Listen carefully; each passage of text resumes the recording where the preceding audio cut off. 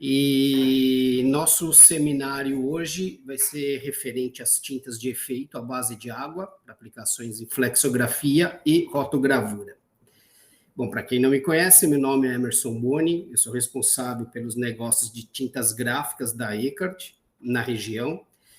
E esse seminário, na verdade, vem na sequência, né, de alguns outros que já fizemos, e hoje focado, então, na parte de tinta aquosa. Vamos começar aqui vendo a nossa programação. Iniciaremos falando sobre as áreas de aplicação para tintas metálicas, né, à base d'água, então, onde principalmente essas tintas são aplicadas e quais os efeitos, né, esperados com elas. Então, a gente vê aqui que nós temos desde papéis de parede, que são uma aplicação de grande formato, né? Então, tem algumas exigências características do tipo do processo, ao aplicação em guardanapos, que são substratos de alta absorção, papéis de embrulho presente, caixas dobráveis, geralmente isso em embalagens de luxo, rótulos, que também trazem efeitos metálicos excepcionais e muitas vezes também com o uso com a substituição de papel ou de filme metalizado, é possível aplicar, ter essa utilização. Os papelão ondulado também, uma utilização principalmente em caixas de presente, assim como na indústria, né, produtos para a indústria de embalagem de alimentos e cosméticos, alimentos onde deve ser cumprido regulamentações adicionais, né? E também na parte de embalagens flexíveis, outro grande uso para esse tipo de tinta de efeito. Com relação ao alumínio, ao pigmento alumínio, vamos ver agora quais são os desafios, né, que esse pigmento tem para que seja adaptável às formulações de tintas base aquosas. O alumínio, ele tem como um metal, e ele tem como característica uma reação que é bem rápida quando ele entra em contato com água. Inicialmente se forma uma camada de hidróxido de alumínio na superfície do pigmento, o hidróxido de alumínio que é um mineral esbranquiçado, então fica um pozinho branco na superfície, e um efeito colateral, né, dessa reação é a formação de gás hidrogênio, que ele vai sair ou tentar sair da tinta, esse gás. Aqui a gente, me desculpa, deixa eu só voltar aqui para mostrar, então, a reação química, né, que ocorre aqui, o alumínio com a água, formando o hidróxido de alumínio e a liberação do gás hidrogênio. Então, agora a gente vai ver nessas fotos aqui alguns dos efeitos indesejados, né, que ocorrem. Se o alumínio reage com a água em um recipiente fechado, o hidrogênio formado ele não vai conseguir sair, ele vai acabar acumulando dentro da embalagem, ocasionando uma pressão muito grande que pode deformar esses recipientes, mesmo os metálicos, né, onde ele está. Como a gente vê aqui nessas duas imagens, principalmente aqui, né, depois mais perto nessa outra. Na verdade, não precisa nem ser uma forte reação do alumínio com a água, porque apenas alguns gramas do pigmento já são suficientes para criar essa pressão muito forte. Isso pode acontecer às vezes, e se for assim, apenas uma reação de gasificação, pode ser facilmente controlada utilizando recipientes valvulados, né, com válvulas nesses tambores, embalagens, onde ele vai ser armazenado, que pode ser um plug de borracha normal, com um orifício na tampa, somente para liberar pressão toda vez que se observa que ele está começando a deformar, ele está arredondando. Sabemos que é gás hidrogênio que está sendo formado. Então, se libera a pressão e, quando são casos mais leves, né, pequenos, se resolve. Essas reações não ocorrem apenas com a água, mas outros produtos químicos, como meios fortemente ácidos ou fortemente alcalinos, também podem atacar e ocasionar a mesma reação que a gente viu com o alumínio. Isso ocorre devido ao caráter anfótero do metal, né? Ele reage tanto em meio ácido quanto em meio alcalino. E aí a formação desse hidróxido do alumínio na água acaba deixando mais área de metal livre e que continua atacando, né, o meio ali, a água ou o meio ácido ou alcalino continua atacando a superfície do metal, porque esse hidróxido de alumínio ele meio que vai se dissolvendo. Então são reações concomitantes, né, acontecendo, o hidróxido sendo dissolvido na água, mais alumínio, partícula ficando exposto e mais reação do meio contra ela. Então, acaba tendo um efeito prolongado isso. Aqui, infelizmente, aconteceu alguma coisa, eu não estou conseguindo girar um vídeo bem curtinho, mas ele não tem assim nada de excepcional. Nesse vídeo mostrava, na verdade, o borbulhamento aqui, né? Isso é um tambor onde uma tinta aquosa foi feita com alumínio, e esse alumínio começou a reagir com a água e isso fica borbulhando, tá? Então, o que se precisa é evitar, né, de ocorrer isso. Porque a gente pode pensar, se o alumínio é tão crítico, né, para o sistema base aquoso, por que usá-lo? Por que fazer a tinta? E a resposta é porque, sim, é possível de se fazer. Só precisa se proteger o pigmento para evitar que ele reaja nesse meio aquoso e, além disso, também fazer testes, né, sistemáticos na formulação para identificar a melhor composição dessa proteção. Então, para isso, nós vamos ver quais são as possibilidades de estabilização e os métodos, o método, né, na verdade, é um método de teste envolvido para fazer esse controle e monitoramento da reação do alumínio. Então, existem basicamente duas opções, né, principalmente falando, duas opções para estabilizar o pigmento de alumínio. A primeira delas é o que nós chamamos, né, de uma estabilização por aditivos, ou uma passivação com aditivos, que são adicionados à fase de dispersão do produto, do alumínio. Esses aditivos, eles evitam o contato direto da água com a superfície do alumínio. Quando eu falo água, pode ser também aqueles outros meios alcalinos ou ácidos, como já explicados. Então, ele evita e por isso, né, protege e evita a reação. Então, a gente vê aqui nessa primeira imagem a partícula do alumínio e as moléculas do aditivo que são adsorvidas em sua superfície. Ele funciona mais ou menos como o funcionamento de um tensoativo, que possui aqui grupos hidrófobos, né, que ficam externos ao pigmento, evitando a aproximação das moléculas, né? Então, aqui, essa parte, né, essas cabeças aqui do aditivo seriam os grupos hidrofóbicos que vão evitar ou limitar bastante a aproximação das moléculas de água para elas não atacarem o alumínio. E uma outra tecnologia, um outro método de proteção é o que chamamos de encapsulamento. Então, isso é feito também nos pigmentos durante uma fase de dispersão deles, né? Antes de se preparar a tinta, sempre tem que ser numa fase pré-produção de tinta. E o objetivo aqui é evitar esse contato direto do alumínio com água ou outros meios químicos, e é utilizado tanto óxidos metálicos para revestir, na verdade, esse encapsulamento, né? Ele acaba fazendo revestimento, ou então uma sílica transparente, um dióxido de silício, que é uma sílica transparente. Aqui, quando fala do encapsulamento óptico inativo, é inativo opticamente, que é para evitar uma perda de efeito do pigmento, né? Seja do brilho, seja de tonalidade, ou qualquer outra característica que é inerente ao pigmento. Então, esses dois métodos são normalmente utilizados para fazer essa proteção ao alumínio. E o método de teste utilizado para controlar isso é utilizado... Um segundo que deu uma travadinha.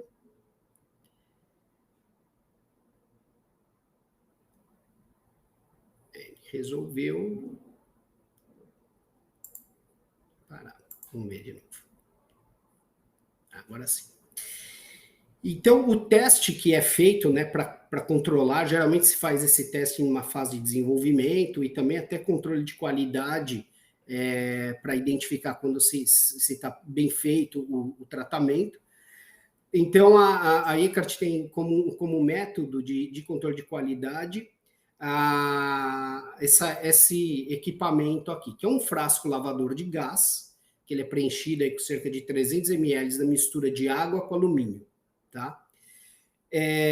Acima dele tem duas câmaras separadas e conectadas por um tubo de vidro.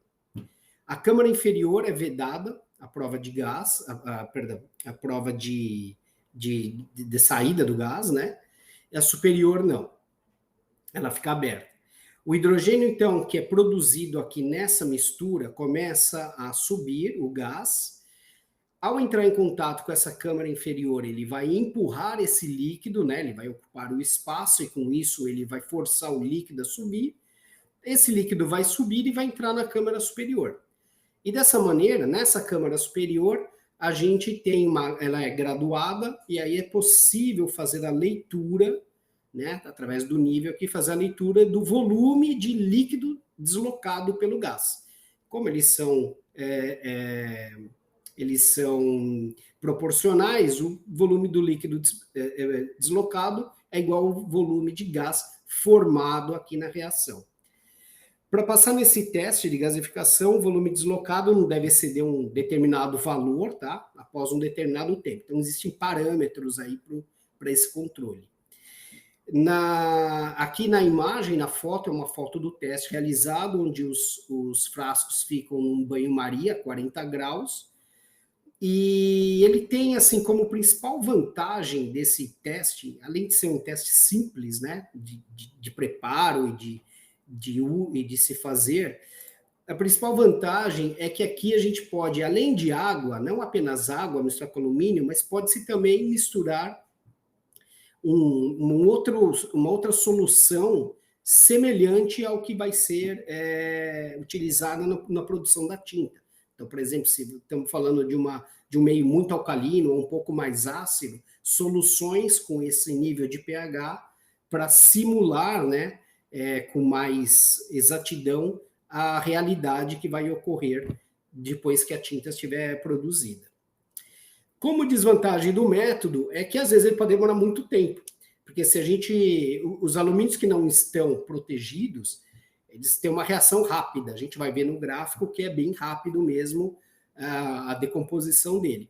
Agora, os alumínios que estão protegidos, seja pela passivação ou pelo encapsulamento, esse teste pode levar de 10, 20, 30 dias para terminar, porque é até que se tenha, né, um volume de gás proveniente da reação suficiente para mostrar, né, exatamente o nível de qualidade desse tratamento que foi feito nele. Aí a gente vê aqui, né, nesse gráfico, onde a gente tem os diferentes comportamentos de gasificação de um pigmento estabilizado e o estabilizado aqui em verde e um não estabilizado em vermelho. Enquanto esse não estabilizado reage após um muito curto período de tempo, veja que já é de imediato a reação, né? Nesse eixo a gente tem tempo em dias e aqui o volume de hidrogênio produzido. Muito curto período de tempo, os estabilizados, os alumínios estabilizados vão permanecer num nível baixo, constante, durante dias, tá? No produto final, né, na tinta final, isso significa o quê? Uma longa vida útil sem perda da aparência ótica, né, das propriedades óticas dessa tinta, que é o que mais importa também. E, bom, e aí a gente se pergunta, como que isso é feito? Como que é feito esse tratamento no alumínio, essa proteção no alumínio? Aqui a gente tem que os flocos de alumínio, inicialmente, porque o alumínio, quando ele é produzido no processo tradicional de moagem do alumínio, do metal alumínio para formar o pigmento, esse pigmento ele nasce como flocos, tá? E esses flocos, eles vão ser dispersos com os reagentes, né, que se trabalha com aqueles aditivos, que vão modificar a superfície desse alumínio. Isso é uma reação controlada, tá? E ela é desencadeada assim, mantendo todos os fatores do processo, como a velocidade de agitação, temperatura do processo aqui, dentro de parâmetros. Isso é controlado o tempo todo, para garantir que todas as partículas sejam protegidas, né? Sejam distribuída, ou aditivo, ou encapsulamento, e ao mesmo tempo que também não se forme, porque é importante o controle da camada depositada na partícula do alumínio. A gente vai ver um pouquinho mais para frente por quê. Depois, então, dessa etapa aqui de encapsulamento, de proteção, ele vai passar por esses sistemas de peneira para fazer o controle da distribuição do tamanho de partícula, que vai ser desejado para cada produto, para cada série de produto. E depois o filtro prensa, que é para eliminar o excesso dos solventes que estão aqui nesse processo. É onde se controla o teor de pigmento da pasta que está sendo produzida. Ok? Isso vai resultar, então, uma pasta de pigmento homogeneizada, que vai ser, então, homogeneizada aqui nesse misturador, para garantir, né, uma total concentração semelhante em toda a parte do lote. E essa mistura depois ela vai ser, vai para o embalo para ser ou vendido como concentrado ou para continuar na nossa planta, na nossa fábrica, para fazer a tinta, que a gente também produz, a tinta estabilizada. Isso, se for água ou qualquer outro solvente, né, que esteja trabalhando, que vai ser feito a pasta, solvente compatível, como um glicol, por exemplo, um álcool isopropílico, nessa fase que ele vai entrar nessa mistura, para se fazer, no caso de pasta ou de tinta. Ok? Aqui a gente vê, assim que abrir, vamos ver.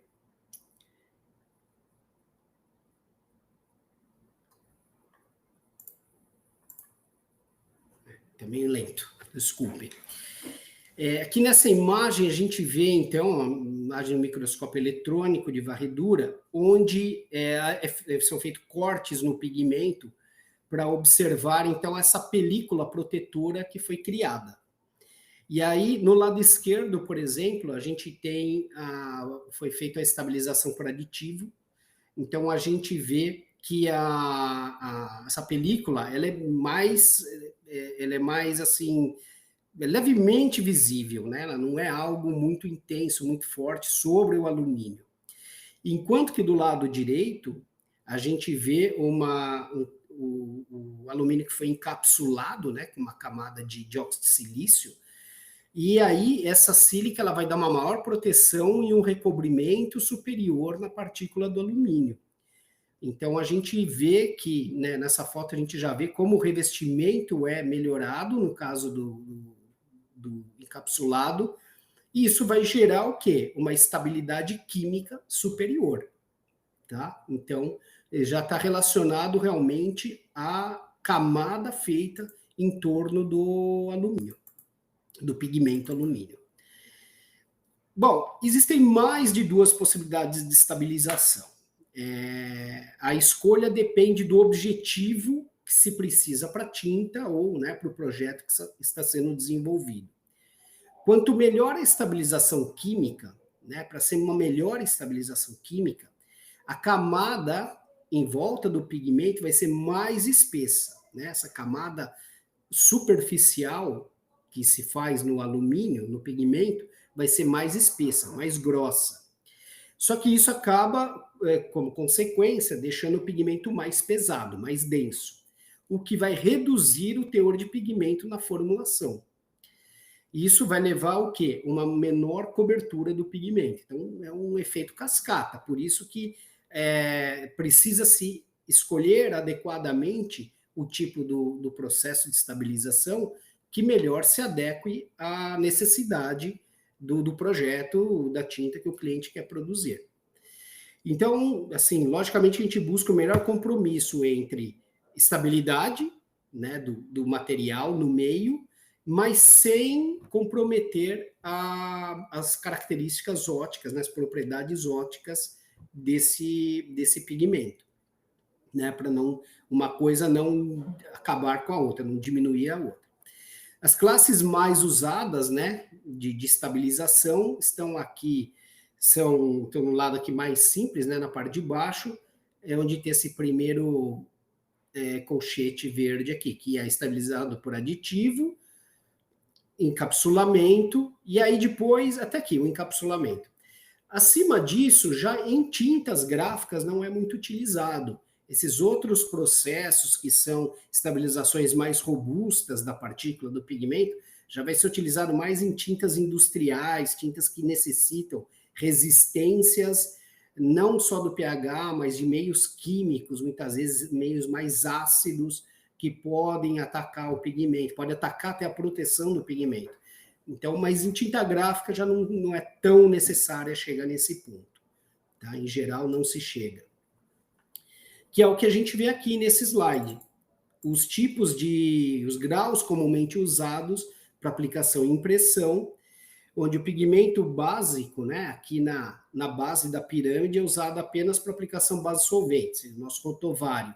Então, parte-se de um rotovário, que é uma pasta de pigmento base solvente, aí é feito todo aquele processo que a gente viu lá no reator, onde é feita a troca de solvente, depois estabilização com aditivo, pois esse é o padrão usado na indústria, né, para essas aplicações base d'água, devido a esse ótimo compromisso, né, entre estabilidade do produto, já depois do tratamento, e o efeito óptico. Esses 2 graus na área azul mais escura são especiais, com maior estabilidade química. Isso vai ser necessário quando produtos químicos, né, no meio onde o pigmento vai ser disperso, podem reduzir o ciclo de vida útil dele. Nós vamos ver agora nas nossas linhas quem são esses caras aí. Em tinta gráfica, né, geralmente a gente formula aí entre 7,5 a 9, 9,5 máximo. E geralmente meio alcalino, porque ele é o mais estável, né, da melhor estabilização para resina, para todo o sistema. Okay? Então a gente trabalha até, em geral, mais por estabilização por aditivo. Aqui uma visão do questão do processo, né, do manuseio do pigmento alumínio, o cuidado que tem que se ter, né, com a força de cisalhamento, quando você está fazendo a dispersão da pasta, você está produzindo a tinta, dispersando a pasta. Se for usada uma força de cisalhamento muito baixa, isso pode levar a uma dispersão ineficiente, com perda dos efeitos colorísticos, perda de brilho, vai ficar uma tinta mais fosca, esbranquiçada. Por outro lado, também, se o cisalhamento for muito forte, pode quebrar a partícula do pigmento, e aí vai reduzir ou até mesmo matar o efeito metálico desejado. Então, o alumínio, ele embora a fórmula em si ele não necessite de moagem como os pigmentos tradicionais, ele tem essa vantagem em termos de processo, é muito mais simples o processo. Por outro lado, ele também precisa ser feito com cuidado, não é pôr, sei lá, num caules e deixar batendo aquilo indiscriminadamente, alta velocidade para ganhar produtividade e arrebentar o pigmento, né? A gente vê em fotos aqui o que acontece com a partícula do pigmento ser submetida a uma tensão de cisalhamento muito alta. Aqui, então, só uma rápida visão do tipo, né, de instrumentos, né, que a gente indica, tipo de dispersor indicado. O ideal é que, se caso for um dispersor dentado, que não seja aqueles de dente muito afiada, pontiaguda, o ideal são aquelas de tipo marítimo, né, hélice marítima, que somente provoque a homogeneização. O alumínio não precisa ser moído, é somente homogeneização para distribuir, porque ele está umectado, vamos dizer assim, na pasta. Então ele só precisa se dissolver no veículo da tinta para ser feito para chegar à tinta final. não há necessidade de moagem, de muito atrito, ok? Que é uma forma as pastas, geralmente, né, também, o pessoal muitas vezes fala, nossa, a pasta tá seca, uma coisa assim, mas não, é o formato dele mesmo, né? A concentração de alumínio é muito alta. Então, não é aquela pasta fluida, como a gente vê em dispersões dos pigmentos orgânicos tradicionalmente. Que você vira o frasco e ela flui, né? Não é uma pasta fluida. Com relação aos produtos, né, para tinta aquosa, então, quais os produtos que a Eckhart oferece, já estabilizados e adequados para produção da tinta aquosa? A gente tem, além do alumínio, que nós falamos até agora, passivado ou encapsulado, mas também bronze. O bronze também, vale dizer, não é muito usado em tinta gráfica, mas se for o caso, se for necessário, nós também temos bronze encapsulados, que é uma linha chamada Resist, que ele possui maior resistência à temperatura e até alguns meios químicos, mas em tinta gráfica praticamente não se usa. Pigmentos perolados, né? A Eckhart produz apenas com mica sintética. Os de pérolas de vidro, que trazem tons assim muito claros e brilhantes, dá um efeito realmente bem diferenciado, um acabamento bem diferenciado, que elas são utilizadas mais em verniz de sobreimpressão. E também as nossas tintas prontas para uso, onde não requer nenhum tratamento adicional, é abrir a embalagem e pôr na impressora, ou eventualmente, se precisa fazer algum ajustezinho de viscosidade, pode ser feito. Alguns clientes até fazem matização com ela, né? Adiciona toners concentrados de tinta, mas também é necessário tomar um pouco cuidado com isso para evitar uma desestabilização da pasta, ou da tinta, no caso, né? Falando da tinta do alumínio. Ok? Com relação aos concentrados que nós temos... Está meio lentinho. Aos concentrados, né, que são utilizados na produção, na preparação das tintas, nós temos aqui a linha Rotovario Aqua e a linha Hidroxal, que são de pastas, pigmento na forma de pasta. O Rotosafe Aqua, que já são pellets de bronze, de pigmento bronze. O Hidropellet, que são pellets de pigmento alumínio. E outras linhas que já são menos utilizadas, mas também temos, às vezes, com alguma necessidade específica. O pellet, para quem não conhece, é aquele mais... Vamos ver a foto aqui agora, melhor do que explicar. Que é uma forma mais seca de material e que não levanta pó. Esses são os passivados, né, por aditivos. E aqueles de encapsulados, a gente tem a linha Stapa HP, Stapa Hidrolan, Hydroshine, principalmente essas três, e outras linhas também que atendem algumas necessidades específicas. Mas aí são os pigmentos encapsulados, já com maior resistência. Aqui a gente vê, então, a carinha deles, né? Como que é a pasta, então, né? Já tinha visto um pouquinho antes, não é aquela pasta fluida, ela é meio seca, mas que nós estamos falando de 65%, 70% de pigmento, depende da linha. O hidropellet, que então são essas minhoquinhas aqui, né, sequinhas, que são facilmente fluídas e não levanta pó. A grande vantagem é isso, evita sujeira de se trabalhar com pó. E o alumínio em pó ainda não é tão utilizado, porque requer aprovação de exército, da polícia, de estoque, de manuseio. Ele é um cara meio complicado. Mas os bronzes se utilizam ainda muito o pigmento em pó, que no mercado se chama de purpurina, só que ele suja demais, né? Então, uma saída é trabalhar com um pellet que evita esse empoeiramento do ambiente, evita toda essa sujeira que se forma na suspensão do pigmento. Com relação às propriedades ópticas, aqui onde alguns já viram, né, de outras apresentações, os tipos diferentes de partícula de alumínio que nós temos. Então, assim, a gente vê aqui nessas fotos, né, por microscópio, a variação na geometria da partícula. Então, no lado esquerdo, a gente vê aquelas partículas chamadas de cornflake, que são características do cereal, né, o formato delas. São partículas com muitas assim, irregularidades nas bordas, né? Eles têm essa irregularidade, essa falta de homogeneidade aqui, acaba fazendo com que ocorra uma reflexão mais difusa da luz. Os raios de luz, quando chegam até o pigmento, ele tem muita quininha aqui que ele se reflete mais, né? Ele vai tendo ângulos diferentes de reflexão, e isso acaba ocasionando o quê? Uma redução de brilho. E um pigmento também, um efeito mais escuro em relação a outras partículas que a gente vai ver.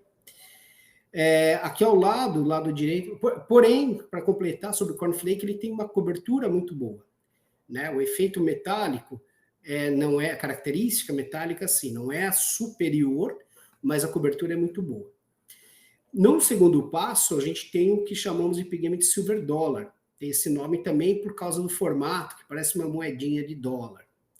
Alguém desse nome. Alguém viu isso, né? Essas moedinhas de dólar. Então, são partículas que têm duas características bem distintas do cornflake. A primeira é que ela praticamente não tem irregularidades aqui nos extremos, então ela reduz muito a difusão, né, a dispersão de luz, ela tem essa reflexão mais regular da luz, e a outra é que ela é mais fina também, a espessura dela é menor. Então isso proporciona, no final, um brilho superior em relação ao cornflake, e também uma claridade, um produto mais claro, né, em relação ao anterior. E a cobertura é no mesmo padrão, no mesmo nível que o do tipo cornflake. Aí depois a gente vê aqui esse que chamamos de metalure. Esse pigmento, ele tem uma outra tecnologia de produção, ele não é feito através de moagem do alumínio, ele é o que se chama de uma deposição de vapor físico, né? Esse é o nome do processo. Por isso que em inglês a abreviação para PVD, Physical Vapor Depositation. Então, é também conhecido como VMP, ou Vacuum Metallized Pigment, ou pigmento metalizado a vácuo, porque o alumínio, nesse caso, ele é sublimado e depois ele, no meio com vácuo, ele é depositado e aí vai o processo para ser feito o pigmento. Aqui praticamente não há bordas visíveis, né? Essa classe de pigmento fornece os resultados mais brilhantes e eles podem ser utilizados até para substituição, falando em sistema base aquoso, de papel metalizado. Quando a gente fala solvente ou UV, também de filme metalizado.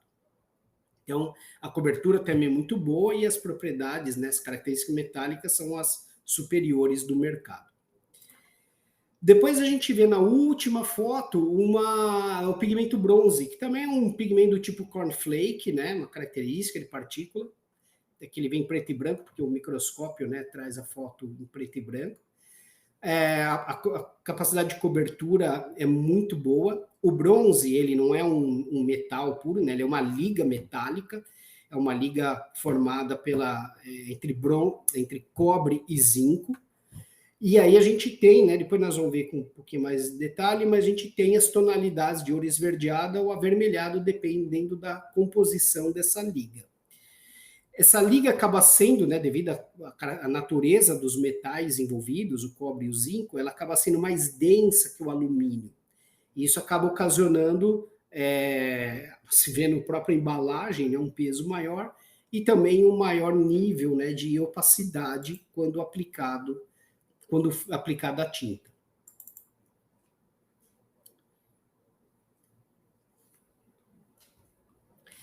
Aqui um exemplo dessas tintas bronze douradas, né, feita com pigmento bronze, com a famosa purpurina, né, como alguns falam. E aí a gente vê aqui, nesse caso foi aplicado o ouro rico pálido, que é o Rich Pale Gold, e que é um tom intermediário entre o mais esverdeado, que é o ouro rico, e o mais avermelhado, que é o ouro pálido, tá? Um tom intermediário. Interessante observar o flop dessa aplicação, o flop desse pigmento. O flop é a variação de cor e de brilho de acordo com o ângulo que você observa. Então, quando você varia um ângulo mais agudo para o mais aberto, mais obtuso, você tem uma variação de cor, principalmente, não cor, a tonalidade, mas de claro e escuro, e também de brilho, da luminosidade dele. Depois, aqui no alumínio, né, que geralmente é chamado na tonalidade prata, a imagem fala por si mesma, a gente vê que a aparência metálica dele é incrível, né? Isso nos traz, se remete a uma impressão de qualidade, de luxo, né? Quando se aplica numa embalagem, numa etiqueta. Então, realmente, ele tem um efeito bem superior a, por exemplo, perolados, quando você quer esse efeito metalizado. E aqui, depois a gente vê as tintas de alumínio matizadas. Então, aqui, às vezes, aquele flop escuro, né, aquela variação claro escuro do bronze, pode não ser uma grande vantagem para determinadas aplicações. Então, uma alternativa é fazer a tinta um dourado a partir de um pigmento alumínio. Como tonalidade dourada não vai chegar ao bronze, porém não vai ter o mesmo tipo de esse flop de claro e escuro como tem no bronze. Então é uma questão de avaliar o efeito desejado para a arte, né, que se quer, para o projeto que se quer, e qual pigmento vai fornecer uma melhor solução. Aqui nesse caso a gente vê também a matização não só fazendo um dourado com alumínio, mas também um violeta metalizado, aqui o azul também metálico, o amarelo. Então é possível de se obter tonalidades muito bonitas, assim, muito limpas, efeitos bem incríveis mesmo, com a correta escolha de pigmentos e também disso que vamos falar agora, que é o substrato. O substrato que vai se trabalhar, ele tem um grande impacto no efeito final. O substrato mais áspero, né, mais poroso, que a gente vê aqui nessa linha superior, ele vai resultar num efeito prateado mais disperso, uma aparência mais meio que de sal e pimenta, né? Você vê pontos. Pode chegar até da pior das situações, a um tom acinzentado, não nada de prata, mas meio cinza. Você fala, pô, isso aqui eu faço com preto e branco, eu não preciso do pigmento alumínio. Porém, isso pode ser melhorado, né, e até superado usando um primer para cobrir essa superfície, que é o que a gente vê na linha de baixo, as fotos de baixo. Ao usar uma superfície, então, mais lisa, né, menos porosa, o efeito final vai ficar mais homogêneo. A claridade, o brilho, o efeito flop dessa tinta vai ser aumentado. Então, você vai ter uma qualidade superior. Veja que aqui a tinta é a mesma, aplicada em diferentes substratos, papel não revestido. Aqui um cartão, aqui um cartão que foi revestido com o primer. Então, conforme você tampa esses poros do papel, ou do cartão, que isso é um problema com os substratos celulósicos, conforme você tampa ele, você cria uma camada mais homogênea para depois aplicar a tinta, ela vai se espalhar, se ancorar e ficar mais homogênea, proporcionando mais brilho. Isso se vê também, até mesmo com as cores processo, cores semic, ocorre mesmo, o mesmo. A diferença é que o metálico ele traz isso assim, de uma maneira muito maior, né? O impacto é muito maior, mas se vê isso com qualquer tinta, qualquer cor. Então, assim, esse pigmento, essa tinta, quando aplicada nesse substrato menos poroso, que evita uma maior absorção da tinta, ele vai realmente trazer um efeito de brilho, um efeito bem superior. Aqui é um outro exemplo, fazendo o quê? Aplicando a tinta metálica pura, e depois essa mesma tinta metálica, só que tonalizada aqui com um amarelo, para se fazer um tom dourado.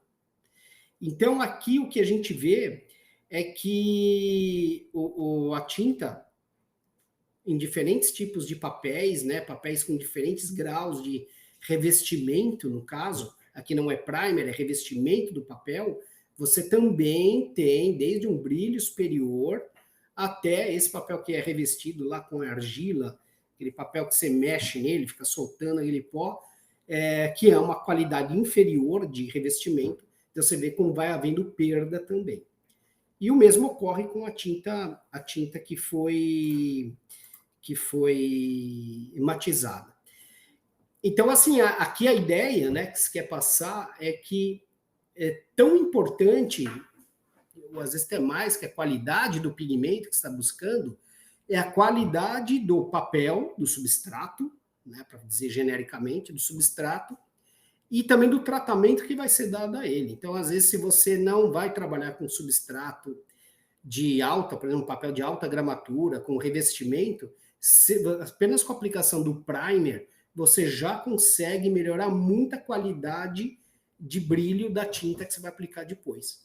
Então, às vezes, isso pode ser, até mesmo o seu pigmento cornflake, ele vai te trazer um brilho bem interessante se você trabalhar com um substrato mais adequado, com boa homogeneidade, baixa porosidade desse substrato.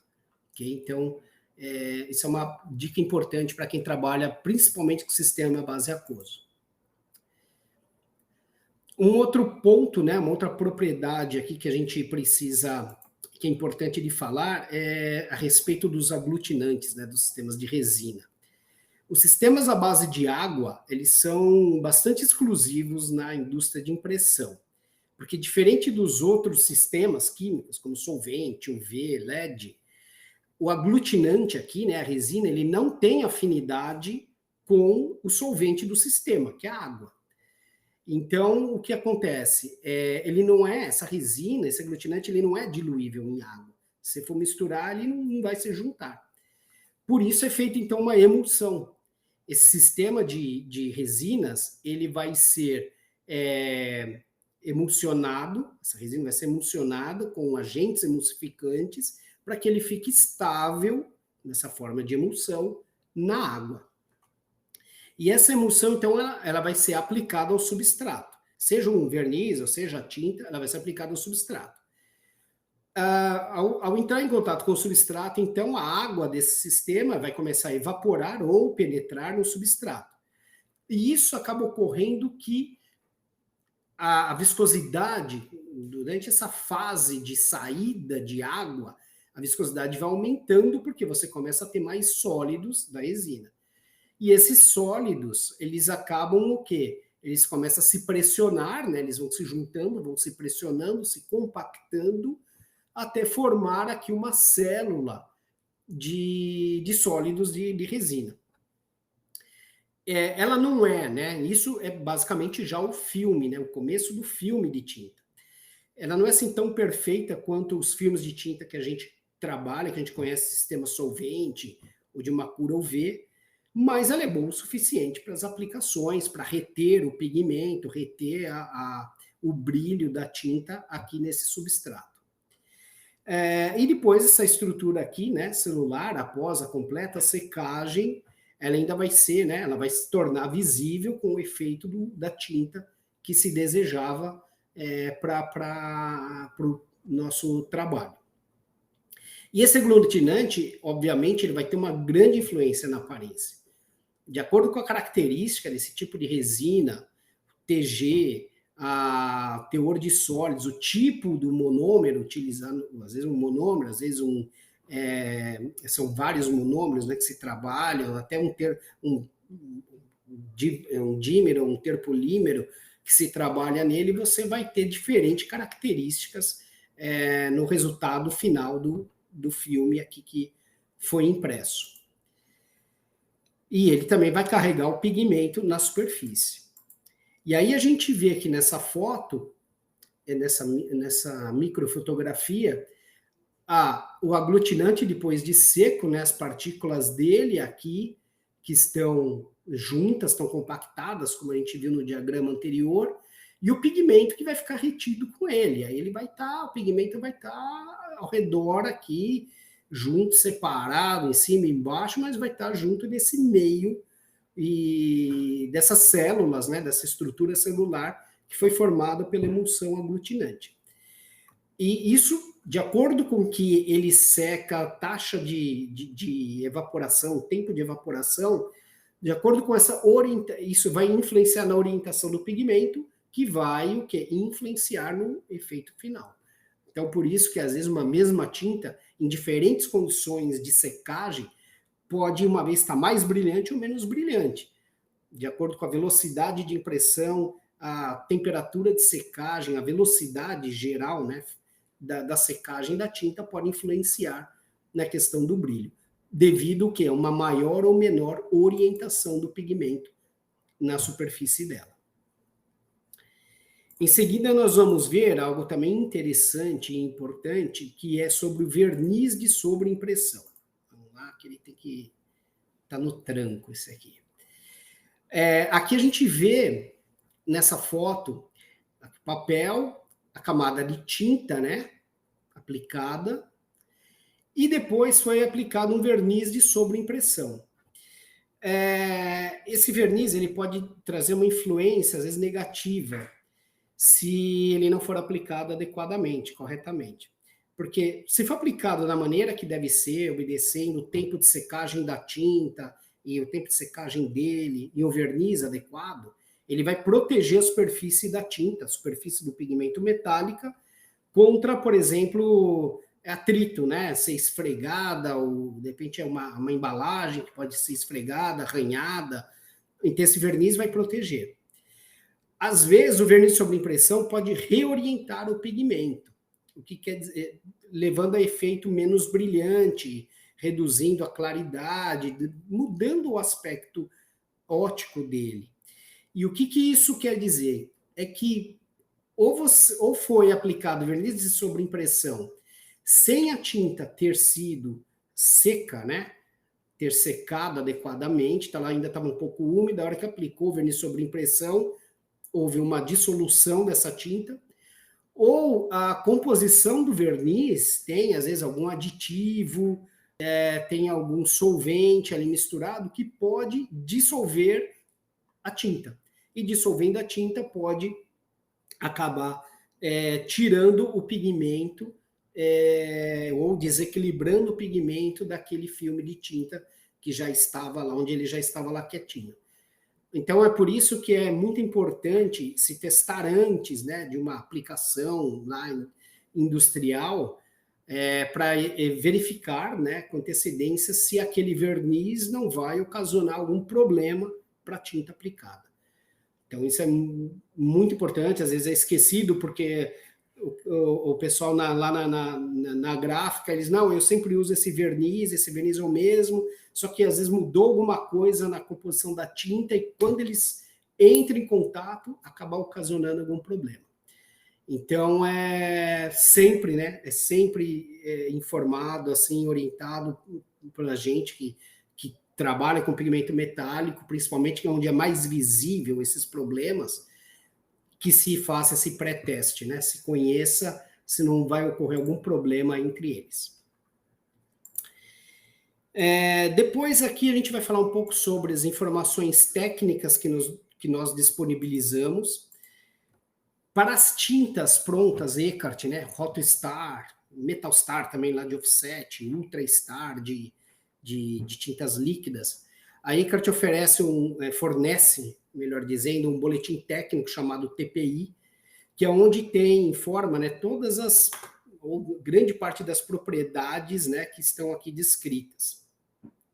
Além dessas características, né, as propriedades do produto com relação à adesão, resistência ao atrito, a concentração de pigmento e de ligante, né, a proporção, uma configuração básica, né, indicada do cilindro de impressão. Aqui é um exemplo de um Anilox, a lineatura dele, a velocidade de impressão, se for o caso, né, depende do tipo da tinta, da finalidade da tinta, viscosidade, os aditivos ou diluentes que eventualmente sejam necessários. Então, tudo está lá descrito como uma maneira, né, de melhorar o uso dessa tinta. A gente fornece isso para as nossas tintas, alguns concentrados também tem, mas não são todos. Também se fala da vida útil dele, né? Então, assim, é uma informação bastante importante, está disponível, agora está disponível, inclusive, na internet, junto com TDS e SDS, é possível encontrar esse material. É o único senão que ele está em inglês, então ainda não temos isso em outro idioma. Bom, agora, com relação às informações regulamentares, né, isso é muito importante no mundo de tinta de impressão. Os nossos produtos atendem aos requisitos regulatórios, como lista suíça da Nestlé, né, que é para embalagem de contato indireto com alimentos, tintas dedicadas de baixa migração, todas elas produzidas sob condições GMP, né, de boas práticas de produção, com matérias-primas especialmente selecionadas que atendam os limites de contaminação que esses regulamentos trazem. Também temos o produto certo, né, com a listagem de países, né, porque muitas vezes alguns países seguem diferentes regulamentações, não só as europeias, ou têm regulamentações próprias, então a gente tem essas listas também, quando é aprovado. Os produtos estão aptos para o frete aéreo, com o tipo de embalagem necessária para esse modal, e que isso, principalmente em base aquosa, que às vezes não tem um shelf life muito longo, isso garante um prazo de entrega mais curto, né, para ter um maior shelf life na mão do usuário. E também disponíveis os produtos especiais, né, que vão seguir regulamentações específicas, como certificação para tecido, a Ecotex. Então, assim, temos uma solução para praticamente todas as aplicações, e soluções adequadas de acordo com os requisitos regulatórios, tá? Pode entrar em contato com a gente, seja com o vendedor que te atende, seja comigo mesmo, tem meu contato sempre nas apresentações que vocês vão receber, para tirar essas dúvidas e para solicitar o que eventualmente vocês precisem. Ok? Então, como um resumo, né, do que a gente viu aqui nesse episódio de hoje, espero que tenha lançado um pouco de luz sobre alguns campos, né, dos amplos campos de aplicação das tintas em base aquosa, as soluções técnicas que oferecemos para superar, né, os desafios das formulações base de água, como vimos, né, os mecanismos de estabilização e como escolher a adequada combinação de acordo com a necessidade técnica. Mostramos também as variações ópticas em acordo com o tipo do pigmento, a influência de um toner, de um substrato. Resumimos, né, as necessidades regulatórias potenciais que cada aplicação pode ter. Isso acaba criando um portfólio gigante, né? Que quem está um pouco acostumado, né, com a Eckert, de já ter tido contato com a Eckert, sabe que temos N produtos para N aplicações, realmente é muito vasto, né? Às vezes é complicado ter tudo na cabeça mesmo. Tem o nosso site, né, o eckert.net, onde você tem acesso a uma variedade de informações técnicas de aplicações, das brochuras no formato PDF. Então, vale a pena dar uma olhada, dar uma explorada, tem bastante coisa lá.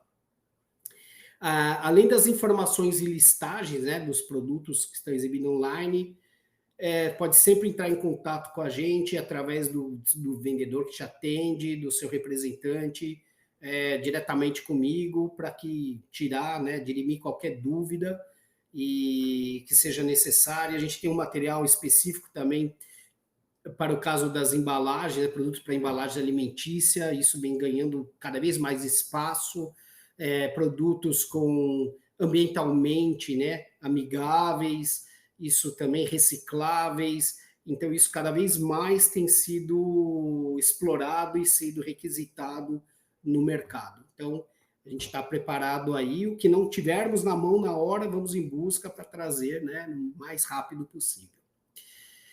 O nosso próximo seminário, a princípio marcado para março, né, mais para o final de março, vai falar dos efeitos de tintas flexo e offset. Ficou mal escrito aqui, mas flexo e offset, as tintas metálicas, UV e UV LED, né, o dual core. Então, acho que também, para quem está nesse mercado, vai ser bastante interessante, espero que seja bastante proveitoso. Ok? Então, agora eu deixo aberto para quem tiver dúvidas, quem quiser colocar aqui no chat, ou se quiser também me mandar depois por e-mail, fique à vontade, de repente agora não ocorre nada, lembro depois, fique à vontade também. Provavelmente na próxima semana vocês vão receber por e-mail o certificado de participação, essa apresentação em PDF, e também vai estar disponibilizado no canal da Eckhart no YouTube essa apresentação, o vídeo da apresentação. Então, também, quem quiser rever, quem quiser indicar para alguém, fiquem à vontade. Ok? Então, aqui, está aberto para dúvidas, se alguém quiser, a gente vai respondendo agora. Deixa eu ver aqui, alguém mandou.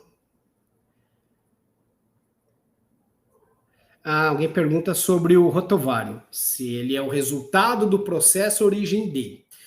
Na verdade, a origem mesmo, a origem é quando se pega um metal, alumínio no caso, passa pelo processo de produção do pigmento, o pigmento vai estar numa pasta, tá? Não vou entrar em detalhes agora, mas vai estar numa pasta, que é uma pasta num solvente água-ras, tá? Para a linha industrial, de tintas industriais em geral, ela já fica assim mesmo, já é vendida assim mesmo, nessa água-ras. Para tintas gráficas, o que a Eckhart faz? Ela passa por um novo processo, onde é feita uma troca de solvente. Então, tira a água-ras e adiciona, geralmente, acetato de isopropila, ou acetato de etila, ou álcool isopropílico, que são os solventes usados na indústria gráfica. Então, o rotovário é uma pasta, é um concentrado nesse solvente. Só que ele só serve para sistema solvente, ele não serve para sistema aquoso. Então, para sistema aquoso, aí se cria um novo processo. Pego esse rotovário, feito novamente uma troca de solvente, só que nessa troca de solvente também entra a aditivação, entra o processo seja de passivação por um aditivo ou de encapsulamento.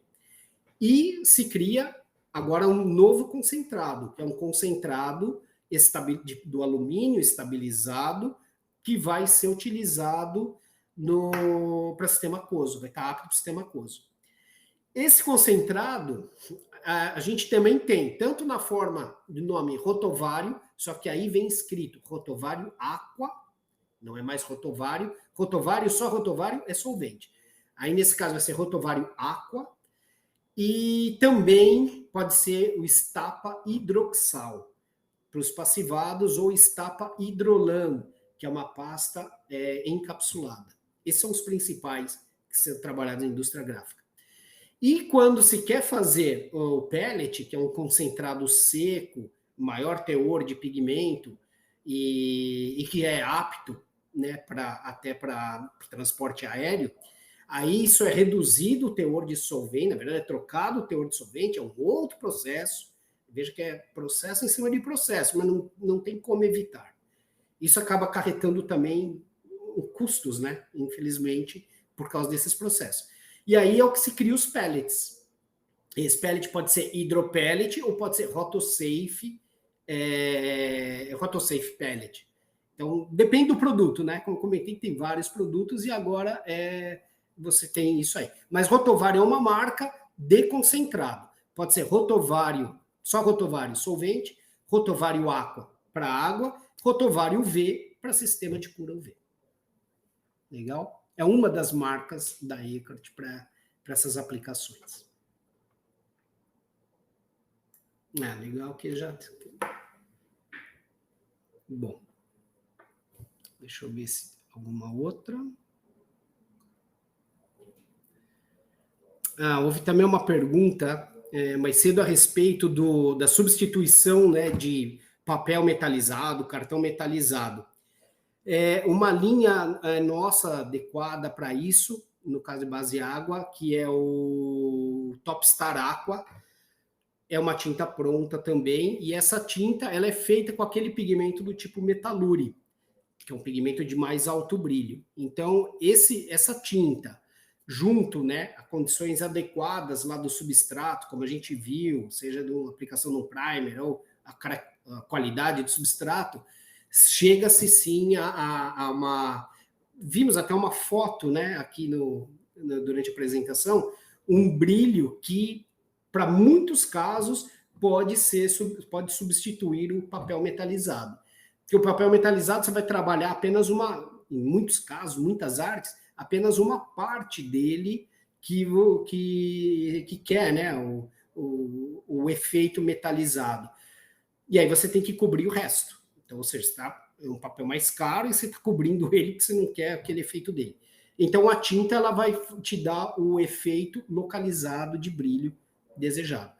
Então, o Topstar Aqua é a indicação para substituição de papel metalizado, flexografia aquosa. Tá?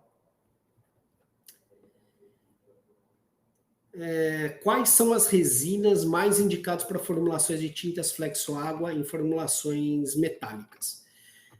E o que mais se utiliza mesmo são as resinas acrílicas, né? De longe, aí a que mais utilizada, a versatilidade delas, vários tipos de resinas acrílicas existentes no mercado, traz todas as propriedades que se precisa.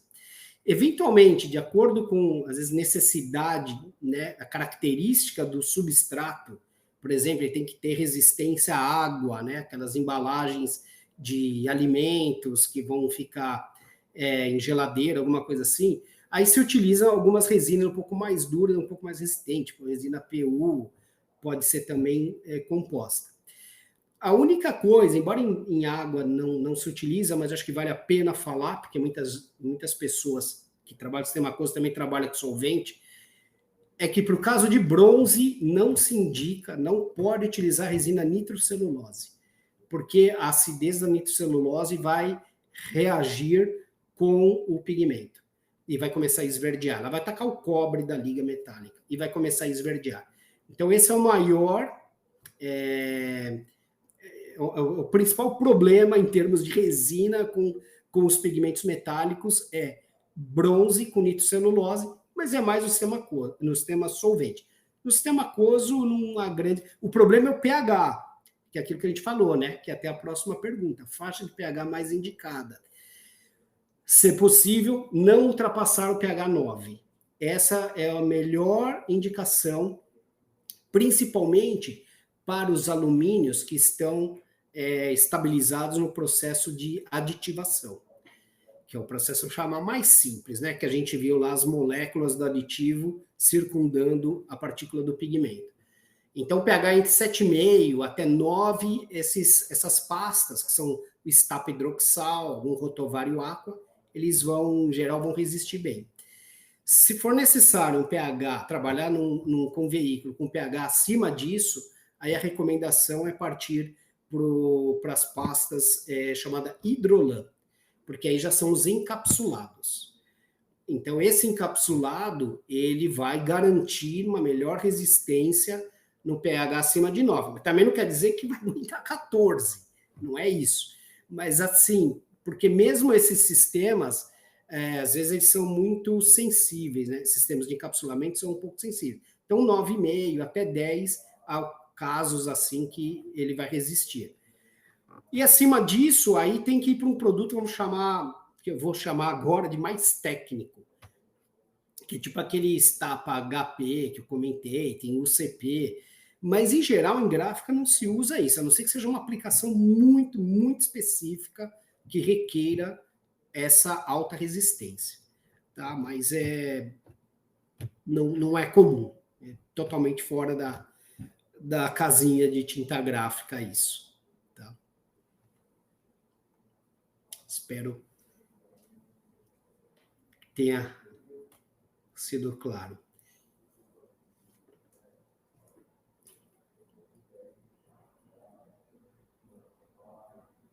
Legal.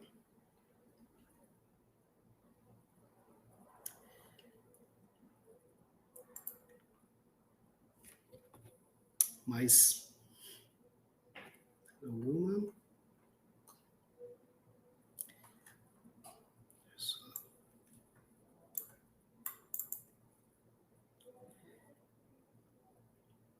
Só ver que alguém está digitando, está um pouco.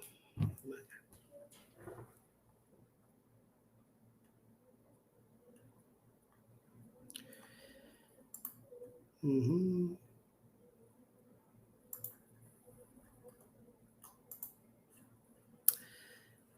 Deixa eu ver. Deixa eu fazer uma pergunta, enquanto o pessoal está aqui, tem gente digitando e tal. Uma pergunta: esse horário das 3 horas é um horário bom para todos, para apresentação? Se alguém quiser mencionar, falar, não, preferiria que fosse de manhã, alguma coisa assim. Eu acho que é um horário que já, em geral, o pessoal já começa a dar uma desacelerada, né? Então pode ser que sobre tempo. A resposta tá positiva.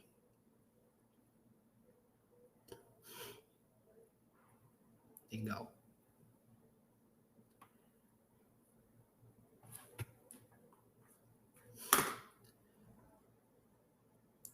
Ótimo.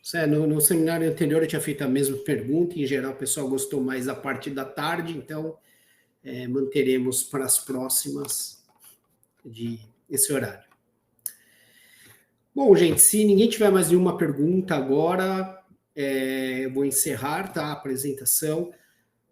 Se depois quiserem ter meu contato, fiquem à vontade para entrar, para mandar por e-mail, me ligar e conversamos. A maioria é o pessoal que, né, já atendo, já me conhece, a gente já se conhece, então estou à disposição. Como eu falei, provavelmente semana que vem já recebem a apresentação, estará disponível no canal do YouTube a apresentação e vocês fiquem à vontade, tá bom? Muito obrigado pela participação de todos, tenham uma boa tarde, mantenham-se seguros. Cuidado com o carnaval, sem carnaval comedido. Obrigado vocês pela participação, tudo de bom a todos. Boa tarde.